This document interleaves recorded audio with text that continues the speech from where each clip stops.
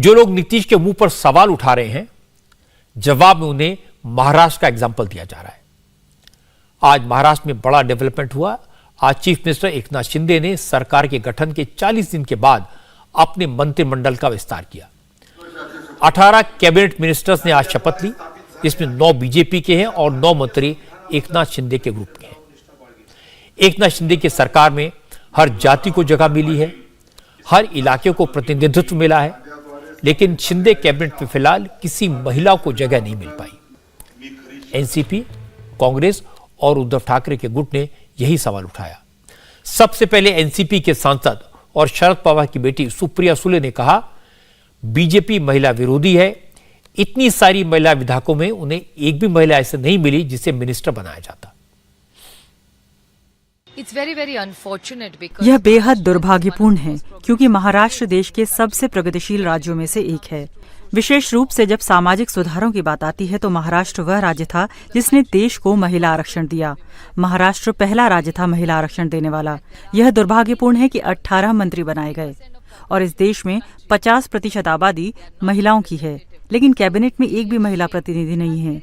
ये तो शर्म की बात है, कोई महिला नहीं है।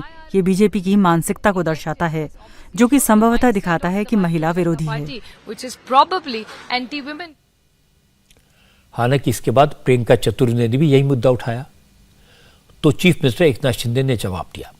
शिंदे ने कहा, अभी सिर्फ 18 मंत्री बनाए गए हैं, अगला मंत्रिमंडल विस्तार जल्दी होगा और उसमें महिलाओं को भी शामिल किया जाएगा। मंत्रिमंडल का विस्तार आज हुआ है। आज से पूरे फुल फ्लेज लोग काम करेंगे और अपने अपने विभाग की पूरी अच्छी तरह से जिम्मेदारी संभालेंगे और इस राज्य की जनता को लोकाभिमुख जो काम चाहिए वो देंगे और पूरी तरह ये राज्य का सर्वांगीण विकास करने के लिए ये सभी लोग सहयोग करेंगे। एक और मंत्रिमंडल विस्तार शीघ्र देखने को मिलेगा? हाँ, मिलेगा ना, बिल्कुल मिलेगा। महिला मंत्री का समावेश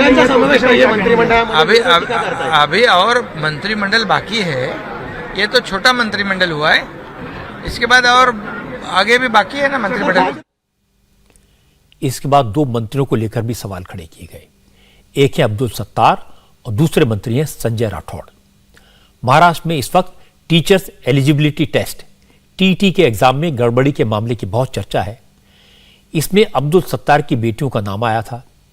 इसके अलावा संजय राठौड़ पर रेप का इल्जाम लगा था। संजय राठौड़ उद्धव ठाकरे की सरकार में भी मंत्री थे, लेकिन बलात्कार का आरोप लगने के बाद उन्हें हटा दिया गया था। आज एकनाथ शिंदे ने उन्हें फिर मंत्री बना दिया तो एनसीपी के लीडर जयंत पाटिल ने कहा, जिन मामले में दोनों मंत्रियों का नाम उछला था, लोग उसे भूले नहीं हैं। जिन लोगों के खिलाफ पहले बीजेपी के लोग सड़क पर प्रोटेस्ट कर रहे थे, आज उन्हें मंत्रिमंडल में शामिल कर रहे हैं। मुख्यमंत्री जी ने उनके जो कैबिनेट में कौन होगा कौन नहीं, उनका चयन किया है। अब किस प्रकार के मंत्रियों को लेके वो काम करते हैं, ये सारी जनता देख रही है। अब जिस लोगों के साथ वो बैठे हैं, उनके तरफ लोगों का जो देखने का दृष्टिकोण है वो शायद अब अलग अलग हो सकता है। कुछ लोगों ने पिछले उनकी हिस्ट्री अलग अलग किस्म की है, तो मुझे लगता है कि अब लोग तो देखते हैं, लोग देख के समझ जाते हैं क्या हो रहा है। अब्दुल सत्तार को मंत्री बनाए जाने को लेकर जब सवाल उठे, विरोधी दलों ने बार बार उनका नाम लिया, तो अब्दुल सत्तार ने कहा कि जिस घोटाले को लेकर उन पर सवाल उठाए जा रहे हैं, उससे उनका कोई लेना देना नहीं है। घोटाले में ना नाम है मेरा, ना मेरा निशान है, ना मेरा कोई संबंध है। अगर संबंध है तो उसके ऊपर कार्रवाई होना चाहिए और नहीं है तो जिसने किया उसके ऊपर कार्रवाई होना चाहिए। संजय राठौर को मिनिस्टर बनाए जाने पर शिवसेना सीधे सवाल उठा रही है। शिवसेना की लीडर प्रियंका चतुर्वेदी ने कहा, जिसे महाविकास आघाड़ी की सरकार ने मंत्री पद से हटाया, उसी को शिंदे ने मंत्री क्यों बनाया। संजय राठौड़ जी थे जिनको उद्धव साहब ठाकरे जी ने स्टेप डाउन कराया था, क्योंकि उनपे एक गंभीर आरोप भारतीय जनता पार्टी ने लगाए थे कि एक यंग महिला के साथ उनका सुसाइड हुआ था, तो कुछ उसमें टेप रिकॉर्ड्स पाए गए थे। चित्रा वाघ जी जो उनकी सीनियर पार्टी की महिला नेता हैं, उन्होंने ही आरोप लगाए थे, किरीट सोमैया जी ने लगाए थे। उनको स्टेप डाउन हमारी सरकार ने किया था। आज सबसे पहले उस विस्तार में उनका नाम आया है।